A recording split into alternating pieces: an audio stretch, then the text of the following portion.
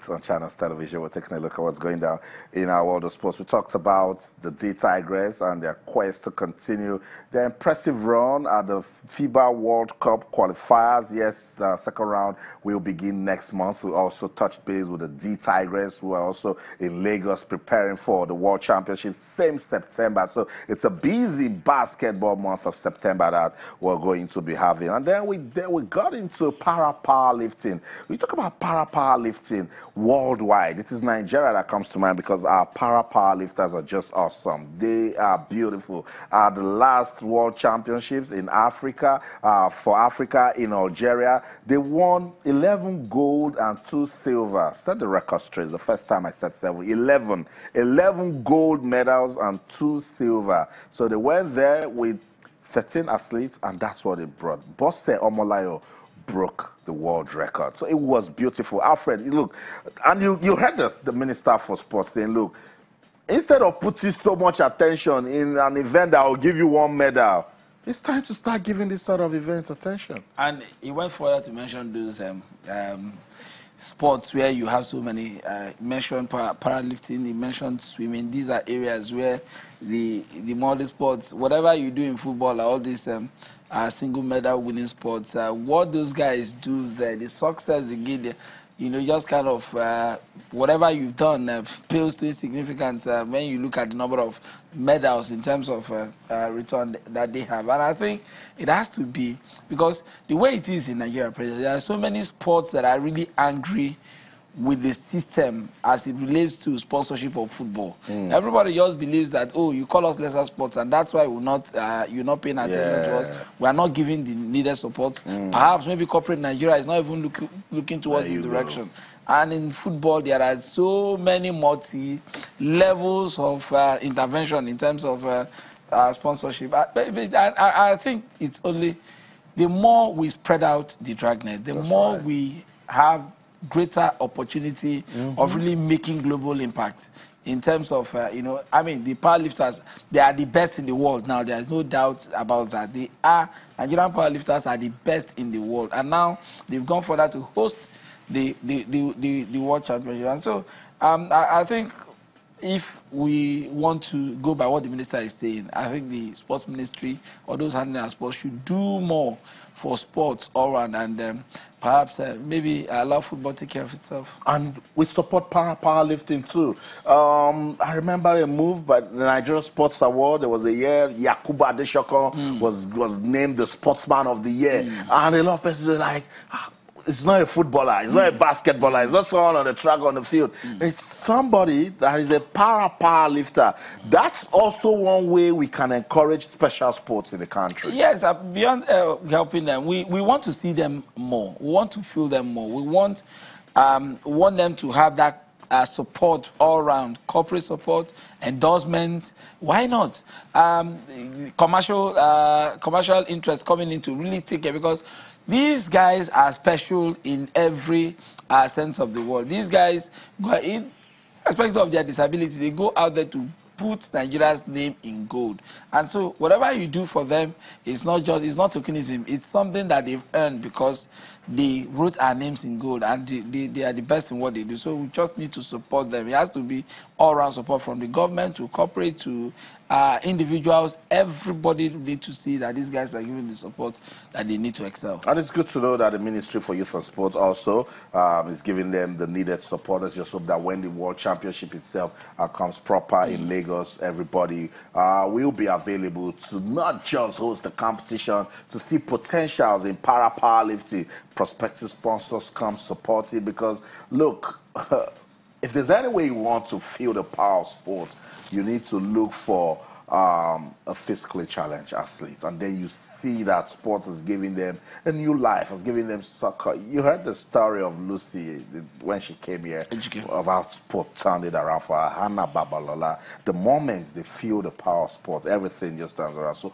we need to keep supporting our special athletes, because they're precious and they are giving the country a good representation. Hopefully when our guest is ready from our Abuja studio, we're going to continue the discussion on para-powerlifting. We're hoping to have the president of the Para-Powerlifting Federation of Nigeria. Let's get on with the show now. Talk about what you are talking about on social media space, and that's Coach Rohr inviting on Nazis in the list. I see Ahmed Musa in the list, Kenneth Omeru, and 21 other players for that AFCON qualifier against the Shells on Friday. That will take place on Friday, September the 7th. So let's just run through the goalkeepers, Alfred, before we get into the defenders. Francis Rohr. It seems that's Nigeria's #1 goalkeeper now. Ikechukwu Ezenwa is also in the mix, and Daniel Akpeyin, the 3 goalkeepers that went to the World Cup. So that's some consistency and continuity there. The defenders, Leon Balogun, who now plays for Brighton in the English Premier League. William Troost-Ekong, who is enjoying time already in Udinese in Italy. Chidozie Awaziem is also in the mix. Brian Idowu, Ola Aino, Jamil Collins. Collins. Yeah, you tell us about him, because his name has been popping up.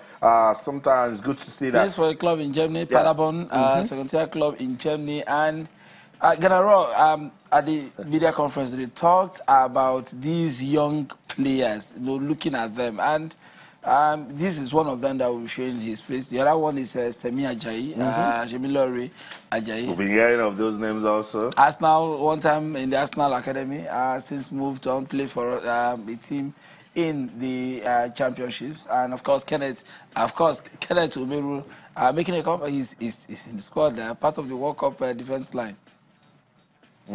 Also, we have for the midfielders, we have Ogenyi Onazi, assistant captain of the team, one of the big boys right there. Wilfred Ndidi for Leicester City in the English Premier League. Ogene Karo Etebo, John Ogu, Kelechi Nwakali. Okay, we need to see Kelechi. Kelechi is on the list now. Joel Obi is also in the list. So for the forwards, Ahmed Musa, who is now playing in Saudi Arabia.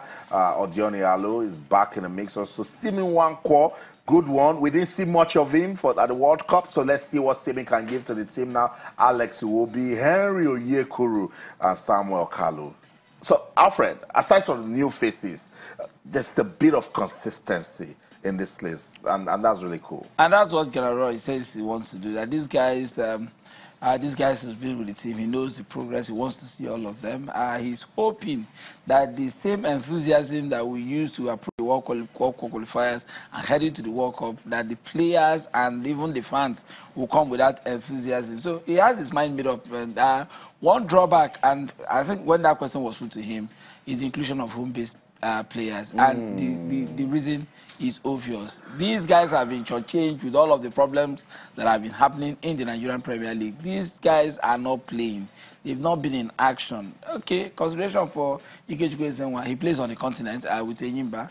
Apparently, he's watched a couple of the friendlies that Enyimba played, and on the basis of that, he still feels that the goalkeeping department for now, there's no need to tinker with that goalkeeping department. I want to see them. But for the youngsters coming in, I think these are exciting times. If it's by popular demand, a player like Kelechi Nwakali coming to this year, everybody just wants to see what this young man can do. We saw a bit of it when the Super Eagles played Atletico Madrid in Rio.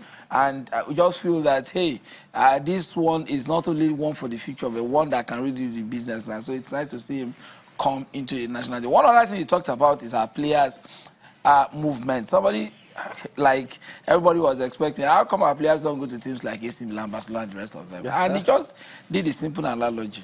William Troost-Ekong left Turkey. Now he's in Udinese. He's playing.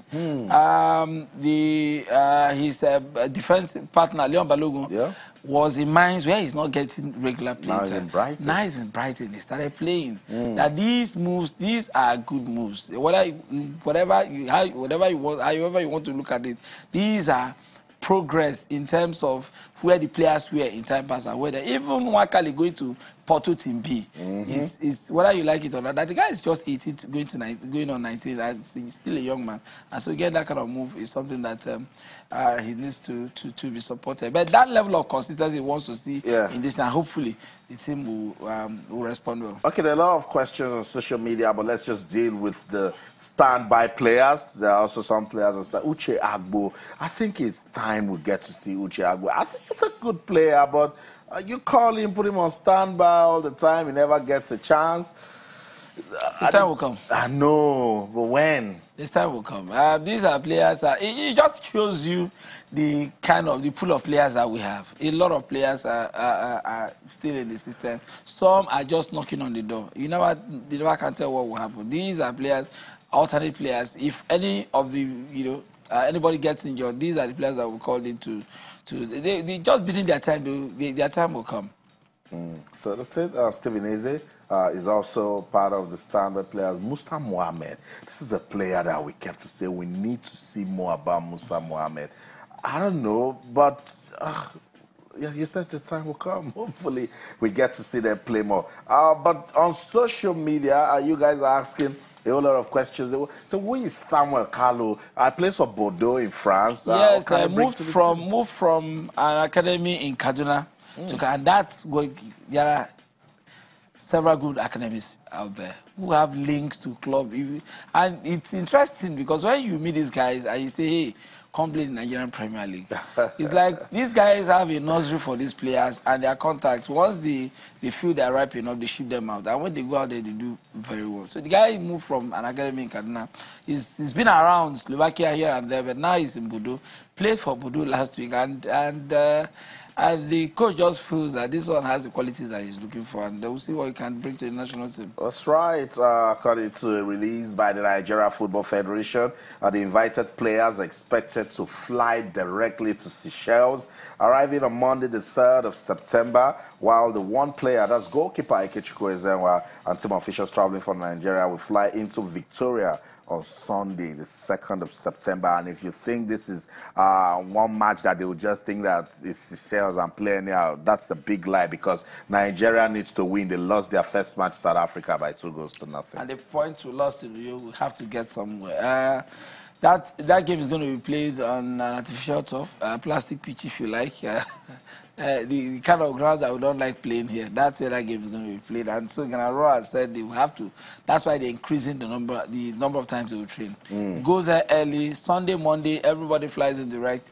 And I think for this set of players, late coming, like he's always done for a while now, having players come to camp late is not something that the Eagles have been known to do lately. And so we expect them to arrive early to be part of the training. They have like 5 training sessions before the game.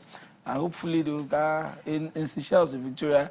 We don't expect the team to lose. Not this one. Already in the hole, down by 3 points. The points we lost to South Africa. So hopefully they'll bounce back. After, let's run through this. The notable omissions are from that list. Victor Moses, with that surprise retirement that he gave to us last week.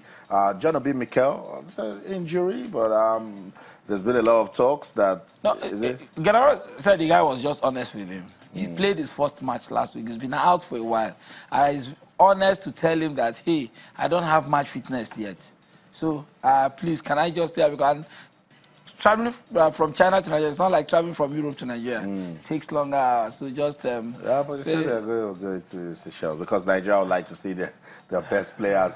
That one worries me. Moses Simon, I thought it's a good one. And then with Victor Moses not being around, we can start carving Moses Simon into that sort of player. And he's both Moses and he's not part of the team. Still out injured? Yeah.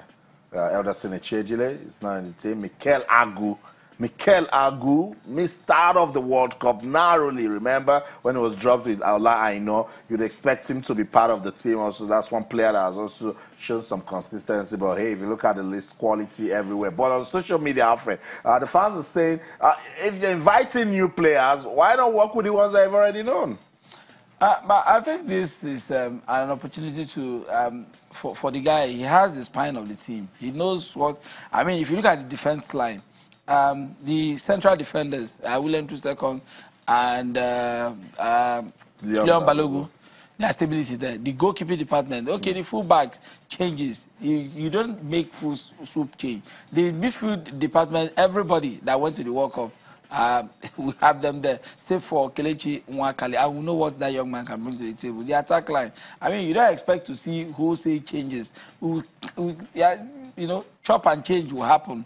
And I think this presents a perfect opportunity to try out these guys who are just coming to the team for the first time, see what they can really do in the team, and see if they will be part of the team going forward. He was hoping They're still negotiating perhaps a friendly game against Saudi Arabia, I believe, after this game. Okay. That if that is possible, it means to get everybody to play and see everybody for a game, maximum 14 players to see. But when you have like a friendly game after that, you get to see everybody play. That's right. Everybody cannot be in the team. But let's get your side of the story. Who is that player that's supposed to be on that list that is missing? Talk to us. But let's go on this quick break. When we come back, we'll go to our studios in Abuja, show some love to powerlifting in Nigeria. So don't go anywhere. Stay.